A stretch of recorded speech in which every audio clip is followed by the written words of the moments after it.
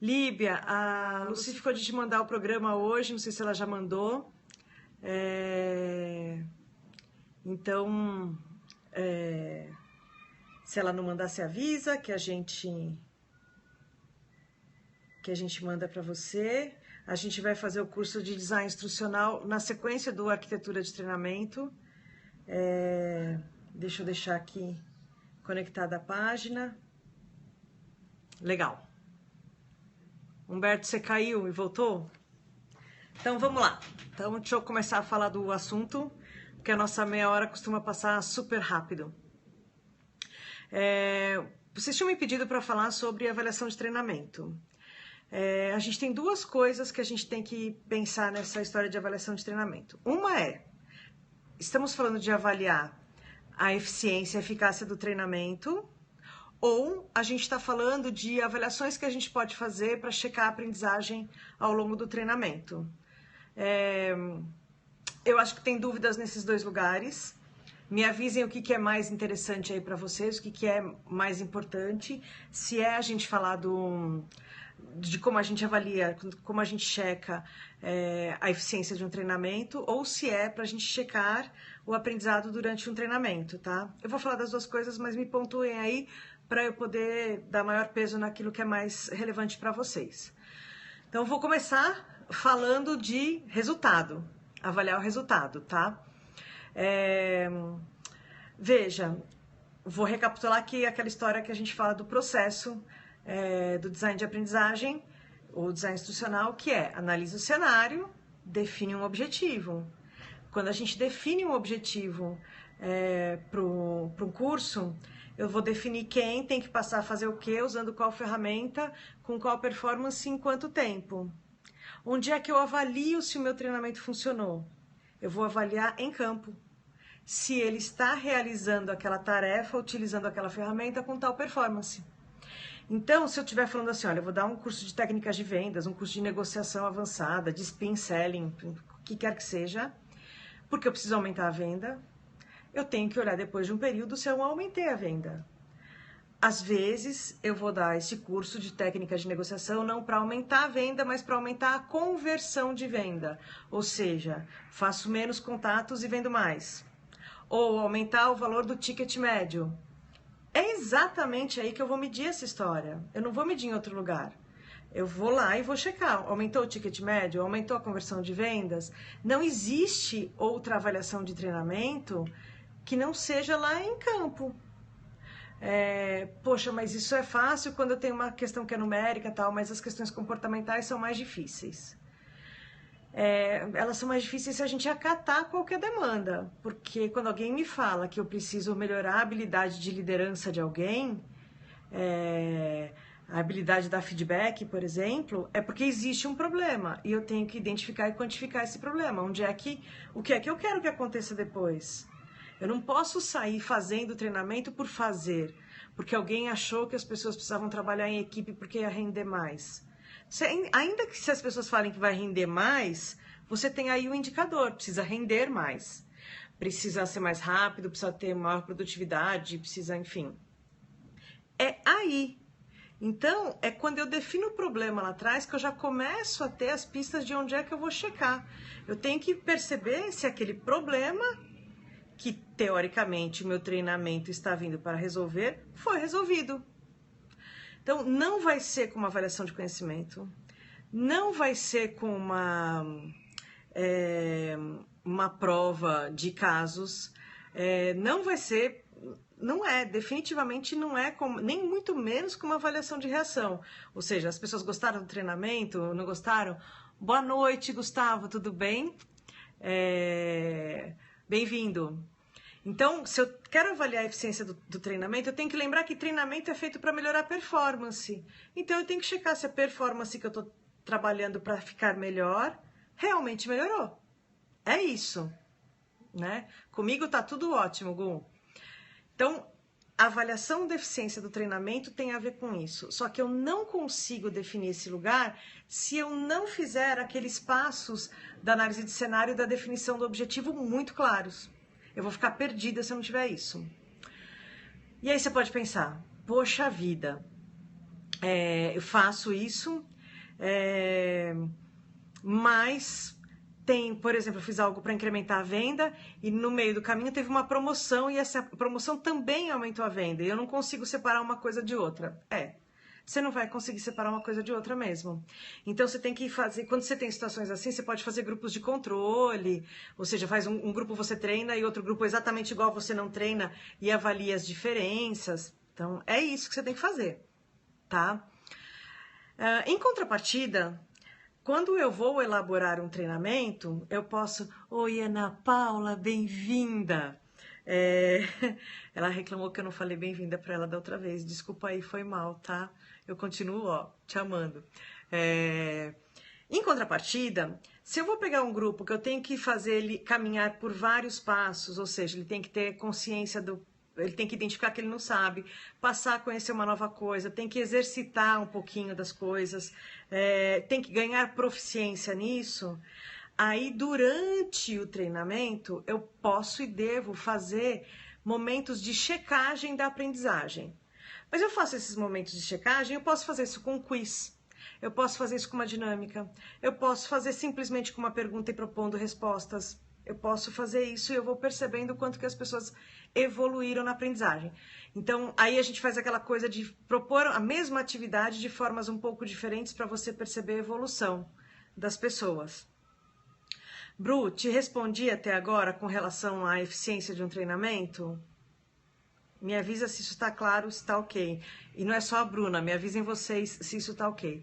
Existe muita... Líbia, tá falhando, deve ser sua internet. Tenta sair e entrar novamente, ver se funciona, ou então acessar no computador. Então, a nossa angústia para não conseguir medir a eficiência de um treinamento, ela está relacionada a gente não ter feito uma análise de cenário ou uma determinação de objetivo muito precisa, tá? Aí a gente vai se confundir e a coisa vai ficar complicada. Ei, Cá, bem-vinda. Agora, durante o treinamento, e aí eu acho que vale bastante a gente fazer essas checagens, por quê? Porque é bem comum que a gente coloque muito conteúdo, e aí eu faço só uma dinâmica para exercitar ou para checar que não sei, e aí passar um conceito e ir para frente, e a gente não deixa as pessoas treinarem, exercitarem, repetirem uma possibilidade de resposta. Né? E ensaiar, né? Porque no treinamento é o espaço de errar. Então eu posso ali falar a coisa errada. E se eu tiver o espaço para falar a coisa errada ou fazer a coisa errada, e eu tenho um facilitador e um grupo que pode me apoiar e falar, poxa, esse talvez não seja o melhor caminho, mas tem esse outro. Não, eu não acho que seja assim, eu acho que é assado. Olha, o correto seria fazer isso. Esse é o melhor dos mundos, porque a pessoa erra num ambiente seguro. É para isso que serve o ambiente de treinamento. Agora, a gente tem uma terceira questão que eu não falei, mas que ela fica aí no meio do caminho das duas coisas, né? Oi, Luci, oi para você também. É que você não apareceu aqui embaixo, por isso que eu não te falei oi. Mas tem uma terceira coisa que fica no meio do caminho, que é, eu preciso documentar evolução de treinamento. Eu preciso documentar que aconteceu um treinamento. Normalmente, quando as empresas têm ISO, ou tem algum outro sistema de qualidade que mede essa história. Gente, eu tô amando os coraçõezinhos. Ou tem algum outro sistema de qualidade que mede as histórias, a execução de treinamento. Aí você precisa documentar isso, você precisa comprovar que isso aconteceu.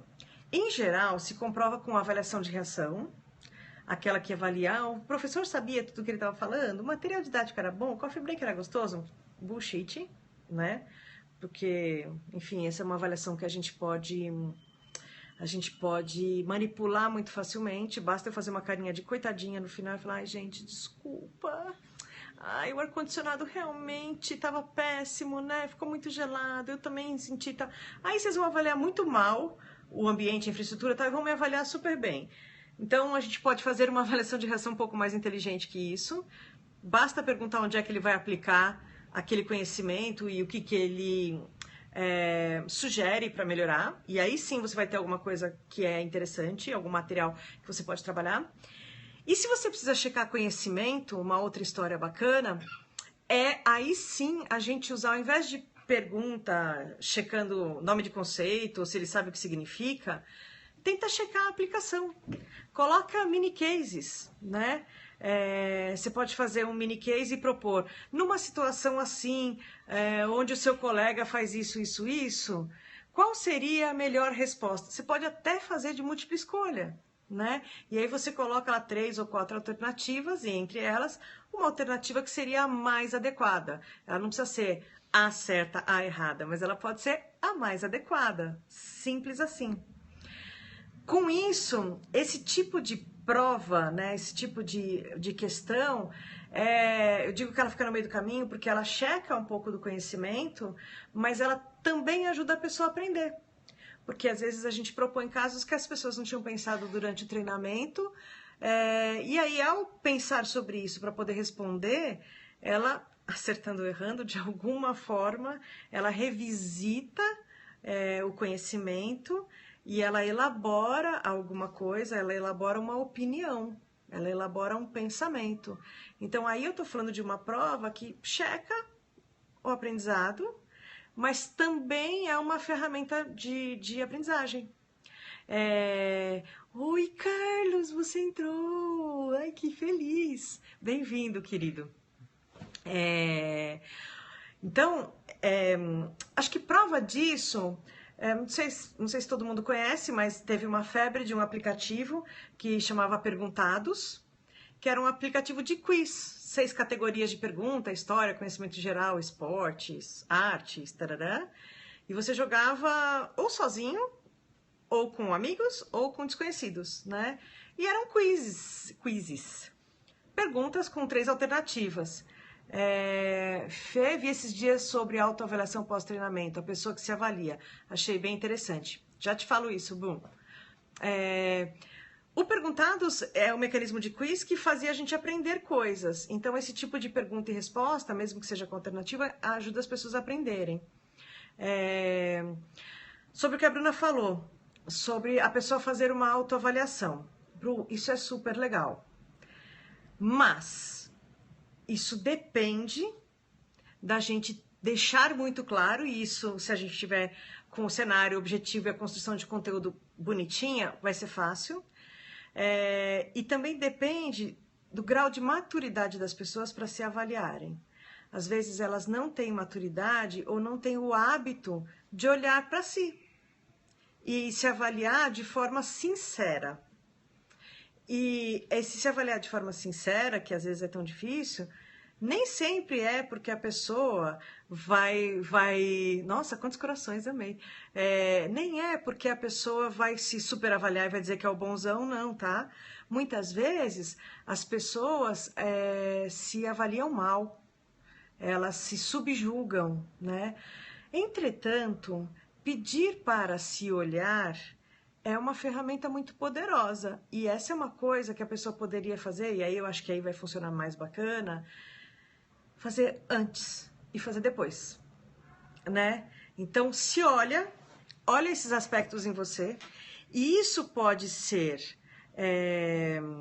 feito antes do treinamento ou durante o treinamento, né, no início do treinamento, e aí você ajuda esse exercício das pessoas olharem para si. Não é todo mundo que tem essa maturidade, então talvez fazer junto com as pessoas na sala de aula, ou seja, dedicar um tempo para estar ali, para poder tirar dúvidas sobre o que exatamente você está querendo dizer nessa pergunta aqui. Isso é uma coisa que vai acontecer, e a pessoa sozinha lá, ela pode interpretar erroneamente. Oi, Edu! Bem-vindo! Então, fazer um antes e passar pelo processo de aprendizagem e fazer depois. Esse depois pode ser um depois logo no final do treinamento, depende do que você desenhou aí como estratégia didática, pode ser um depois... Ô, Gustavo, não foge não, volta. Pode ser um depois, bem depois. Por exemplo, se você definiu lá no objetivo que em 2 meses ele vai estar bom para realizar tal tarefa, com eficiência, tal bacaninha, você pode pedir para ele fazer essa autoavaliação nesse período também. Mas fazer esse exercício do antes e depois, eu acho que é fundamental. Porque a gente ajuda a pessoa, inclusive durante o treinamento, é isso que o Carlos está falando, talvez seja eficaz para avaliar quando o foco for o resultado. Em treinamento, o foco sempre vai ser resultado. Sempre. Senão não vai ser treinamento, vai ser educação, vai ser outros processos, né? Mas eu preciso de algum resultado, seja ele comportamental, seja ele técnico, seja ele mensurável com indicadores de números precisos, ou seja ele mensurável por observação de comportamentos. Aí funciona... Oi, Wellington, bem-vindo. Aí funciona essa checagem mais imprecisa. Avaliar quando o foco do resultado for comportamento, talvez a autoavaliação não seja tão eficaz. Então, ela é arriscada por conta do nível de maturidade de quem está avaliando. Então, por isso fazer um antes e um depois, sendo que no antes você pode auxiliar esclarecendo o que exatamente a pessoa tem que avaliar. O que exatamente quer dizer aquela frase, aquela palavra que você pediu para a pessoa avaliar, né? Vou dar um exemplo. Você analisa as diferentes tarefas de forma equânime? As pessoas podem não saber o que significa equânime, né? E aí, se você está com as pessoas nesse momento, você pode tirar essa dúvida e explicar. Sabe, tipo, professora, lá quando dava a prova lá no comecinho, né? Então, aí você esclarece o que ele tem que perceber, como ele poderia perceber, porque, de novo, não é comum as pessoas fazerem o exercício de olharem para si. E, em geral, elas fazem esse exercício quando elas querem e quando elas foram motivadas por alguma coisa na vida delas. Não é quando a empresa manda esse cara para um treinamento, né? Então, eu tenho que seduzir essa pessoa para que ela ela queira fazer esse olhar neste momento. Vou precisar ajudá-la com isso. Então, aí sim, eu tenho que fazer isso, um antes e um depois, e esse antes com apoio, seria o ideal, que fosse no começo de um encontro, né? Em coaching é comum que as pessoas façam isso, mas quando eu pensar em treinamentos de qualquer espécie, desde qualidade em atendimento até mecânica, né? Ou análises clínicas, as pessoas não fazem o errado porque elas querem fazer, elas fazem porque elas não sabem fazer o certo. E às vezes elas não se dão conta disso porque elas não são capazes de olharem para isso ou de perceberem isso. A gente é julgado o tempo inteiro. Então eu tenho medo desse julgamento, eu não quero ser avaliado, né? Oi, Rê, bem-vinda. Então, essa é uma forma de avaliar. Entretanto, quero retomar. Treinamento é feito para a gente alavancar performance. Performa aqui, eu tenho que passar a performar aqui. Eu tenho que saber onde é esse lugar. Porque eu também tenho que definir onde é esse lugar. Então, eu tenho que ir lá e checar se a pessoa subiu para esse degrau, se ela está nesse lugar. Né? Eu preciso ter coisas um pouco mais precisas. Mas a autoavaliação é uma coisa legal. Eu acho que ela é legal em qualquer momento da vida, né? Quer dizer, com algumas restrições, tá? Porque a gente se julga tanto, a gente se avalia tanto, a gente é tanto, nota 1, de 1 a 5 é tanta coisa, que eu acho que a gente gera muita ansiedade com isso. Então, quando a gente está falando de questões comportamentais, em que isso, de fato, é extremamente relevante, e que as pessoas podem, a gente pode garantir uma ajuda, ou que as pessoas têm maturidade para conseguir fazer, perfeito, perfeito. Mas, tecnicamente falando, quando eu quero avaliar o resultado de treinamento, é aquela performance que eu defini lá no meu objetivo. Está sendo alcançada?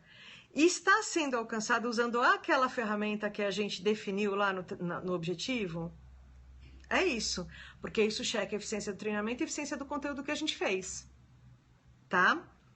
Faz sentido tudo isso para vocês? Me respondam aí, gente. E isso que eu tô contando para vocês, está respondendo à dúvida relacionada a como avaliar o treinamento? Então, quero recapitular aí. A gente vai chegando no final. Quero recapitular duas coisas. Eu falei de duas coisas. Uma coisa é checar a eficiência de treinamento. Ela é a checagem daquilo que eu falei que eu vou fazer. Né? Vou performar de tal forma usando tal ferramenta. Vou checar naquele momento, imediatamente depois do treinamento, checo imediatamente depois do treinamento. 2 meses depois do treinamento, checo 2 meses depois do treinamento. Tá performando? Tá usando a ferramenta? Ok. e funcionou, está dando o resultado que a gente precisa? Ok. Isso é checar a eficiência de um treinamento. Quero checar degraus e espaços de aprendizagem durante um treinamento?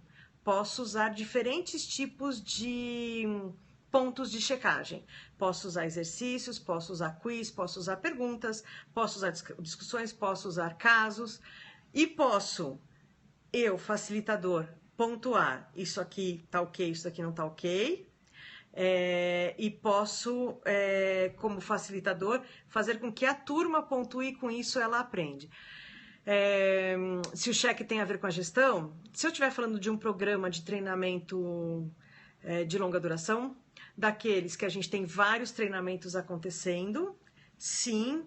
Ô, Líbia, que pena que você vai ter que desligar. O vídeo fica no ar por 24 horas, você pode assistir depois.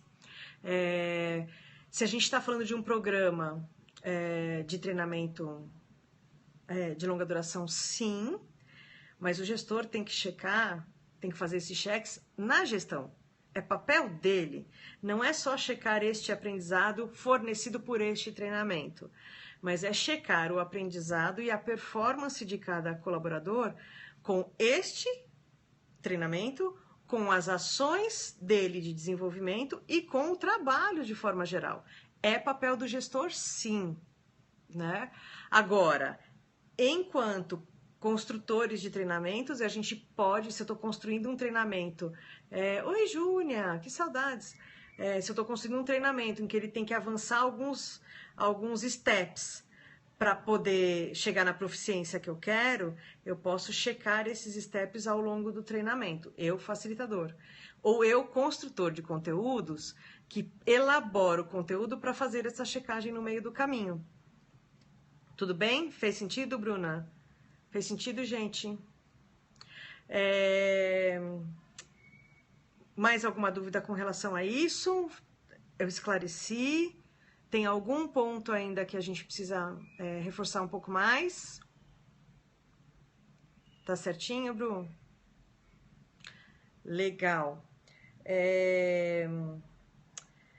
Eu queria só relembrar que esse assunto é um assunto que a gente fala tanto, tem tanto livro, tem 6 Sigma para avaliar eficiência de treinamento, tem ROI, tem o Caramba 4, mas a gente está falando de aprendizagem, e a premissa de aprendizagem é do aprendiz. Ele pode aprender. Ainda bem que você voltou, Gu.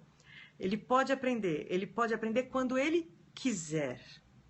Então, quando ele quiser, ele aprende. Uma vez aprendido, tá com ele.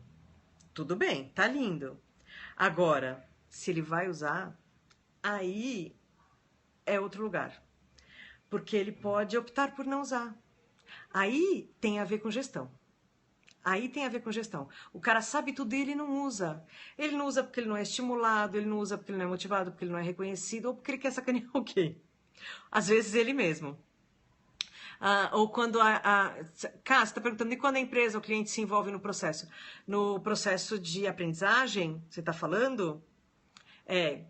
O melhor dos mundos é quando todos estão envolvidos, quando a ação de treinamento não é uma ação isolada, porque quando acontece isso, é bem comum que a gente treina, todo mundo fica lindo, maravilhoso, e o cara volta e o gestor não deixa ele...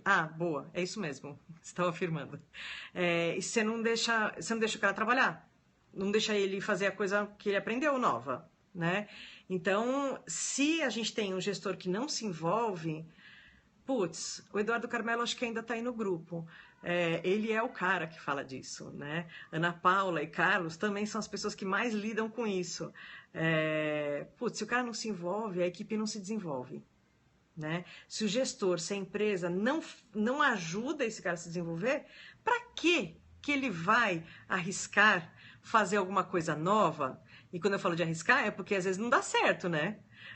E isso tem que levar o gestor para o treinamento. Na verdade, o que é comum quando a empresa e o gestor não se envolvem? É aquela fala clássica no treinamento. Escuta, meu chefe vai participar disso? Meu chefe também vai ser treinado? Como é que é isso? Né? Essa é a fala clássica. Alguém falou isso para você no treinamento, é porque os caras não se envolvem, né? E aí caberia a gente propor essa ação. Nem sempre eles topam fazer essa ação, mas né? A gente pode tentar, né? É bem básico. Cara, é bem básico, mas eles não fazem. Então, então assim, existe um mito enorme sobre avaliar treinamentos. Existem muitas discussões, mas eu acho que a gente complica coisas que são razoavelmente simples. Treinamento tem uma função muito simples. Se eu estiver falando de processos educacionais e processos globais de aprendizagem, são mais amplos. Aí a gente vai falar de coisas mais complexas mesmo. Mas quando eu falo de treinamento, se eu desenho, se eu uso o design instrucional de forma correta, eu tenho uma avaliação quando eu desenho o objetivo. Tá claro, é fácil isso. Tá? Agora, se eu preciso documentar com uma avaliação de reação, se eu preciso documentar com uma avaliação de conhecimento, a gente pode melhorar a qualidade dessas avaliações. Como reverter? O interesse é deles, mas muitas vezes eles boicotam. Sabe aquela coisa da autoavaliação que a gente estava falando aqui antes? Talvez ela seja a melhor ferramenta para esses caras. Acho que fazer essas pessoas olharem para as questões de forma objetiva, clara, e avaliarem o papel deles e a importância deles e a influência deles na equipe, acho que aí a gente já começa a fazer essa história. E sim, eles podem fazer uma coisa só para querer aparecer para a diretoria, sim, para contar o número, horas homem treinado. Mas horas homem treinado, o cara treinou pra caramba. E aí tem uma fala que a gente ouve com frequência. Pô, já treinei, já fiz 1000 coisas e o cara não funciona. Talvez o problema não seja o cara. Talvez, se você fala isso, você na verdade está reforçando que você não está sabendo usar, nem definir a melhor ferramenta ou usar corretamente as ferramentas de desenvolvimento para fazer a equipe funcionar. E também, se você já fez tudo, você tem toda a certeza do mundo, que você usou tudo bonitinho e tal, e o cara não funciona, o que você está fazendo com ele ainda aí? Percebe que cada uma dessas falas, ela trabalha contra esse gestor que não se envolve. Mas a gente pode fazer com uma ferramenta de autoavaliação, ele olhar para isso e olhar para o papel dele diante disso. Aí eu acho que a gente está fazendo uma coisa bacana. Tudo bem? Por incrível que pareça, o que aconteceu agora? Acabou a nossa meia hora. Mas eu queria saber se vocês têm alguma dúvida. Se tem algum outro ponto importante que a gente deveria falar. E se tem algum outro assunto. O nosso assunto da quinta-feira é gamification, né? Assunto gamificação de conteúdos. Nome bonito para uma coisa que a gente fazia muito antigamente, que era criar jogos. Mas é bonito, a gente pode glamourizar a história, fica legal. A gente vai falar disso, mas eu quero saber se tem algum outro assunto que vocês querem falar, algum novo assunto, algum assunto que a gente já falou e que vocês gostariam de rever. A gente faz isso tranquilamente. Para mim tem sido uma delícia encontrar com vocês e bater essa bola, porque senão a gente fica muito sozinho nesse mundo, né? Júnia, você não está só aprendendo, você já sabe, né? Carlos, obrigada. E aí, se não veio nenhum assunto na cabeça agora para a gente criar novas aulas, gourmetizaram os jogos. Ana Paula, essa foi a melhor frase. Vamos desgourmetizar o treinamento? Porque gourmetizaram os jogos. É isso, é isso. Essa foi perfeita. Coraçõezinhos para você. A gente pode brincar com isso. Janice, e aí? Você que está assistindo pela primeira vez, como é que foi para você aí? A gente está aqui tratando de como construir os treinamentos. É um trabalho árduo, contínuo e divertido. Bom, gente, eu queria agradecer e dizer para vocês que para mim essa experiência de estar aqui no Periscope com vocês tem sido muito bacana, engrandecedora. E acho que a gente está iniciando aí uma brincadeira de manter um contato e ficar afinando o serrote. E não é o serrote de vocês, é o meu, né? Talvez o de vocês um pouquinho, mas o meu com certeza. Então eu queria muito agradecer vocês e dizer que espero vocês na quinta-feira falando de gamification ou jogos. Jogos bacanas, jogos legais pra caramba, sem gourmetizar, né? Então, e aí mandem novos assuntos, gente, pra gente fazer uma pauta bacanuda por aí. tá bom? Obrigada, gente. Beijo, tchau.